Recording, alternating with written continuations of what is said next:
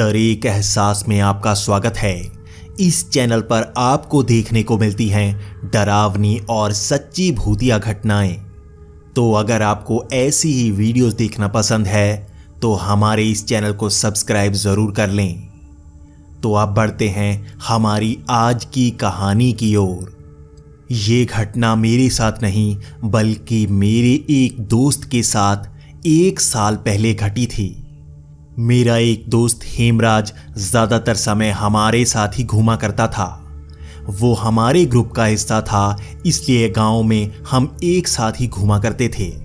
हम कभी शहर जाते और ज़्यादातर समय तो हम गांव में ही रहते।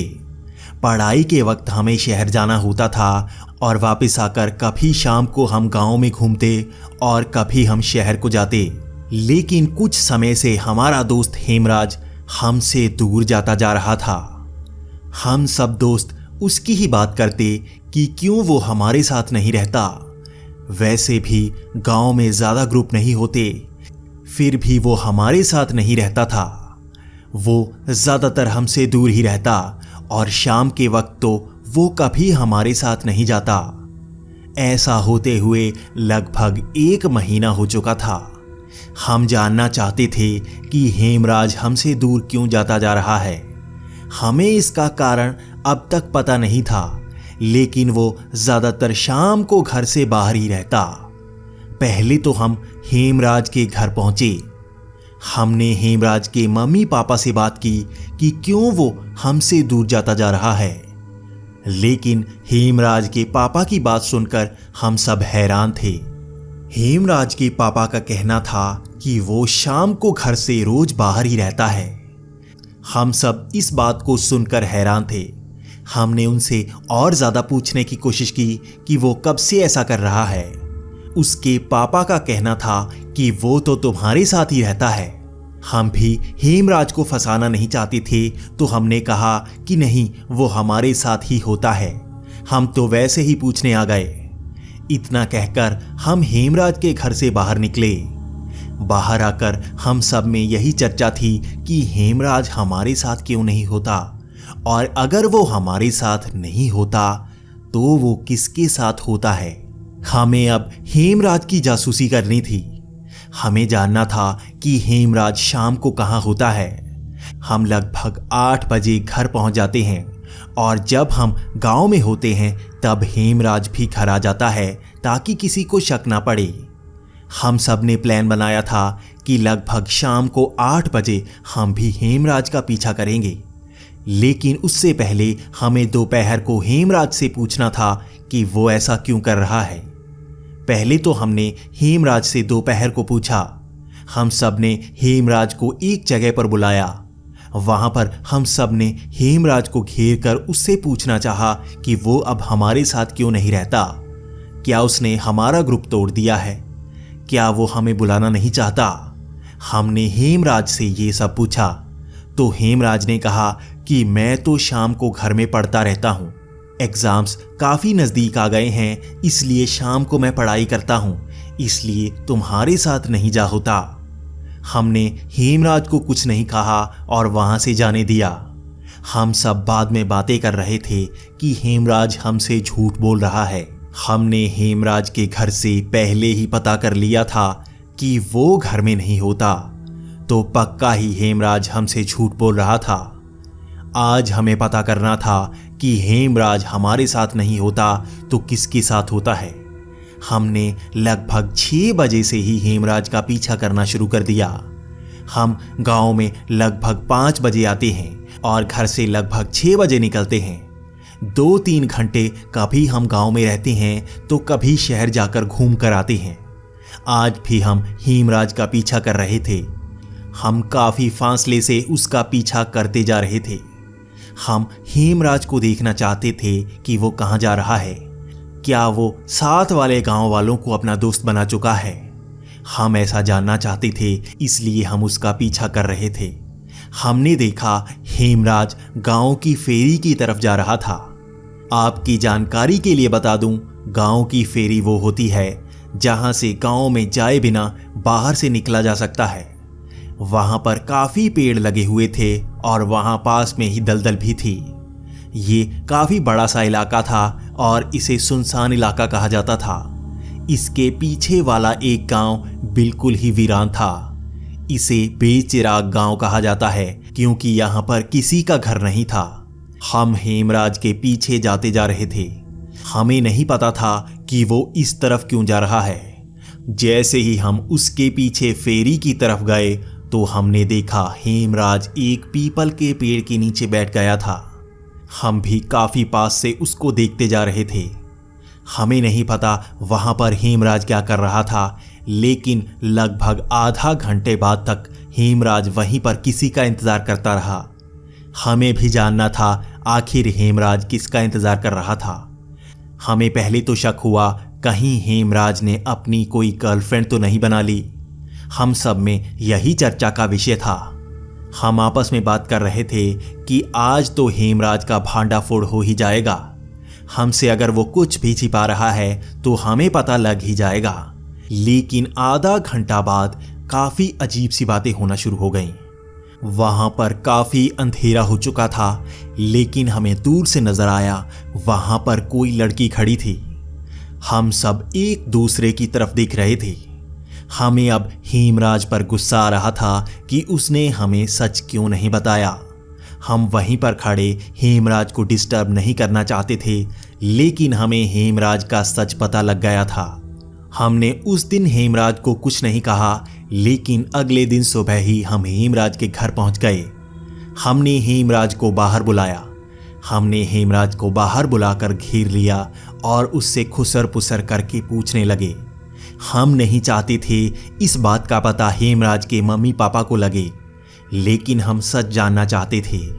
हमने हेमराज से पूछा कि वो आखिर शाम को किसके साथ था। हेमराज का रंग भी उड़ सा गया था। वो भी हैरान था कि हमें इस बात का कैसे पता लग गया। इसके बाद हमने हेमराज को सब बता दिया कि हमने उसके मम्मी पापा से बात भी की है और हेमराज का पीछा भी किया था। हेमराज का रंग उड़ चुका था और उसने हमसे माफ़ी मांगना शुरू कर दिया। उसके बाद हेमराज ने भी सारा सच बताना शुरू कर दिया। हेमराज ने कहा वो 1 महीना पहले वैसे ही घूमते घूमते वहां पर गया था और वहां पर उसे एक लड़की मिली थी। उस लड़की ने कहा था वो भी शाम को यहीं पर घूमने आती है। वहां पर पहले दिन ही उस लड़की के साथ उसने बहुत सारी बातें की थी। हेमराज ने कहा वो लड़की काफ़ी सुंदर थी और वो मुझसे बातें कर रही थी। मैं भी उसकी तरफ आकर्षित हो गया था और उसने कहा कल भी यहीं पर मिलेंगे और किसी को मत बताना। उसकी ये बात रखते हुए मैं हर रोज़ वहाँ पर जाने लगा। वो हर रोज़ उसी समय वहाँ पर आती और मैं लगभग शाम को वापस आ जाता। हम हेमराज से थोड़ा नाराज़ थे, लेकिन हेमराज ने सब बात हमें बता दी थी, इसलिए हमें खुशी थी। हेमराज हमारे ग्रुप का वो पहला लड़का था जिसने किसी लड़की को अपनी गर्लफ्रेंड बनाया था। इससे पहले हमारे ग्रुप में किसी लड़के की कोई गर्लफ्रेंड नहीं थी। आज हम हेमराज को कह रहे थे कि तुम्हें हमारे साथ भी उसे मिलाना होगा। हम भी जानना चाहते हैं वो कौन है और वो कैसी है। पहले तो हेमराज मना करता रहा और कहता रहा उसे किसी और से मिलना पसंद नहीं है, लेकिन ज़्यादा जोर डालने के बाद हेमराज ने कहा कोई बात नहीं, मैं तुम्हें उसके साथ मिला दूंगा। अब शाम को हम इंतज़ार कर रहे थे कि कब हेमराज वहाँ जाएगा और हमें उसके साथ मिलाएगा। हेमराज ने कहा तुम कहीं पेड़ के पीछे छिप जाना क्योंकि वो गुस्सा कर सकती है, लेकिन बाद में मैं उसे मना लूँगा। ऐसे ही शाम का वक्त था और हेमराज वहाँ चला गया। हेमराज दूर से हमें इशारे कर रहा था कि वो अभी नहीं आई है। अब वक्त लगभग अंधेरे का था। यहाँ पर हर तरफ अंधेरा हो गया था और हमने देखा वो लड़की वहीं पर आ गई थी, लेकिन हम सब एक दूसरे की तरफ देख रहे थे क्योंकि वो लड़की कहाँ से वहाँ पर आ गई थी हमें पता नहीं लगा। हम तो वहीं पास से ही खड़े थे और वो जैसे हमारे पास से निकली हो, लेकिन हमें पता लगा ही नहीं। लेकिन हमने देखा वो लड़की हेमराज से जैसे लड़ाई सी कर रही हो। हमें लगा शायद उसे पता लग गया था कि हम यहाँ हैं और वो हेमराज पर गुस्सा कर रही थी। तभी हमने सोचा कि हम उसे मना लेंगे और कहेंगे कि ये हमारी गलती है, हेमराज की नहीं। हम ऐसे ही भागकर उसके पास गए। लेकिन जब हम हेमराज के पास गए तो हम सब हैरान हो गए। हमने देखा वो कोई साधारण लड़की नहीं थी, बल्कि बेहद ही खूबसूरत लड़की थी, लेकिन वो बड़ी ही अजीब सी लग रही थी। पहले तो वो हमें काफ़ी सुंदर लगी थी, लेकिन वो जैसे ही हमारी तरफ देखने लगी, उसकी आंखें लाल सी होने लगी। उसका चेहरा जैसे सफ़ेद सा पड़ गया था। वो हमारी तरफ देखकर भी गुस्सा कर रही थी। अब वो हमारी तरफ चीखने सी लगी थी। हम हैरान थे, हमने ऐसी लड़की पहले कभी नहीं देखी थी। ये तो जैसे अपना चेहरा सा बदल रही थी। पहले तो हेमराज उसे मना रहा था, लेकिन बाद में वो बहुत ही जोर से चीखने लगी और उसका चेहरा भद्दा सा हो गया था। अब हेमराज भी डर गया था और वो हमारे साथ आ चुका था, लेकिन वो लड़की हम पर बहुत ही जोर से चीख रही थी। उसके बाद वो हमारी तरफ गुस्से से आ रही थी। हम चीख कर पीछे भागने लगे।